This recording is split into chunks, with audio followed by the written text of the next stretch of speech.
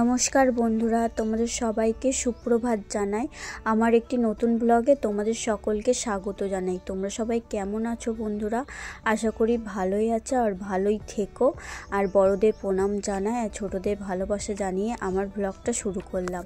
এখন বাজে 8:30টার মতন আর আমি স্নান টান করে ঠাকুর ঘরে চলে এসেছি। আর হ্যাঁ, আজকে দোল পূর্ণিমা, তো তোমাদের সকলকে জানাই শুভ দোল পূর্ণিমা। ভালো রকমভাবে কাটাও, এইটাই ঠাকুরের কাছে পে করছি। আর এইদিকে দেখো, মা বাজার থেকে দু কালারের আবির নিয়ে এসে দিয়েছে। এখন সেটা ঠাকুরের পায়ে দেব।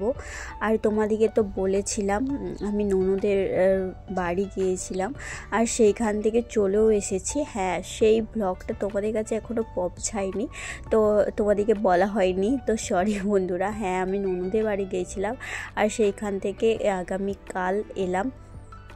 আর এসে আমার শরীরটা বড্ড খারাপ হয়ে গেছে, ঠান্ডা লেগেছে। বুঝতেই পারছো গলার আওয়াজ শুনে, মানে এতটা পরিমাণে ঠান্ডা লেগেছে, আমার জ্বর চলে এসেছে। আর তার জন্য জ্বর চলে আসার জন্য সকাল সকাল স্নান টান করে পুজো দিতে পারিনি, তার জন্যই দেরি হয়ে গেল। 8:30 বাজে, এখন 9টার মধ্যে পূর্ণিমা উঠে যাবে। তো আমি চেষ্টা করছি যে তাড়াতাড়ি পূর্ণিমা ওঠার আগে পুজোটা দিয়ে দিতে পারি। আর এদিকে দেখো, অনেক দিন থাকিনি বলে ঠাকুরের এই পেপারটা কেমন একটা হয়ে গেছে, এটা চেঞ্জ করতে হবে। আর তার আগে আমি এই যে আবির একটু দিয়ে দিচ্ছি। আবির দিয়ে এটা কালকে পরিষ্কার করে দেব, কারণ এই ঠাকুরের জায়গা যদি অপরিষ্কার লাগে আমার তো খুবই খারাপ লাগে। আর অনেক দিন পরে তোমাদের কাছে আবার ডেলি ব্লগ নিয়ে চলে এসেছি। ডেলি ব্লগ বলতে এই সংসারের টুকটাক কাজ, যেইগুলো আমার ব্লগে তোমরা দেখতে পাও। আর তার থেকে প্রথম কাজ হচ্ছে আমি পুজো দেওয়ায় তোমাদের বেশিরভাগ দেখাই। পুজো দিতে আমার ভালো লাগে আর তোমাদের কাছে শেয়ার করতেও আমার খুব ভালো লাগে। জানি না তোমাদের ভালো লাগে কি না, সেটা আমার তো ভালো লাগে, তার জন্য তোমাদের কাছে শেয়ার করি। আর দেখো, বকতে বকতে আমি কিন্তু ঠাকুর ঘরে চলে এসেছিলাম অনেকক্ষণ আগেই। এখানে সব রকম ফুল দিয়ে ঠাকুরের পায়ে দিয়ে দিচ্ছি। সব থেকে এই লাল জবাটা কি বলে, পঞ্চমুখী জবা, খুব সুন্দর লাগে জানো তো। আর তারপরে সিংহাসন দিয়ে পুরো সিংহাসনটা ফুল দিয়ে ভরিয়ে দিয়েছি। আর আমার বেশি বেশি ফুল না হলে না পুজো মানে ভালো লাগে, বেশি বেশি ফুল দিয়ে ঠাকুরের পায়ে দিতে খুব ভালো লাগে। আর এদিকে দেখো, নৈবেদ্য সব দিয়ে দিয়েছি। তো তোমাদের হোলি কেমন কাটছে অবশ্যই কমেন্ট করে জানাবে।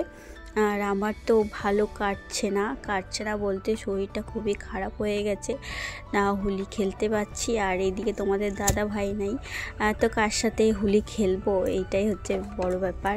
বাড়িতে আমি আর শাশুড়ি মা আছি। আর শাশুড়ি মা গেছেন একটা আজকে নেমন্তন্ন বাড়ি আছে, সেখানে গেছেন। তো আমারও যাওয়ার কথা ছিল, আমার শরীরটা খারাপ বলে আমি যেতে পারলাম না।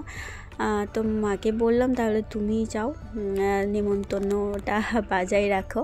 তো মা গেছেন কুটুম বাড়ি, চলে আসবে কাছেই, চলে আসবে বিকালে সন্ধ্যার মধ্যে। আর এদিকে দেখো, আমি পুজো দিয়ে দিচ্ছি আর আরতি করে নিচ্ছি।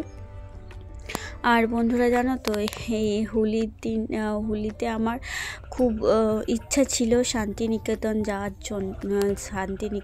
যাওয়ার, কিন্তু কি বলো তো, ওই যে তোমাদের দাদাভাইয়ের ছুটি নেই, তার জন্য যেতে পারলাম না। অনেক দিনের ইচ্ছা আমার শান্তিনিকেতন যাওয়ার, জানি না কবে পূরণ হবে।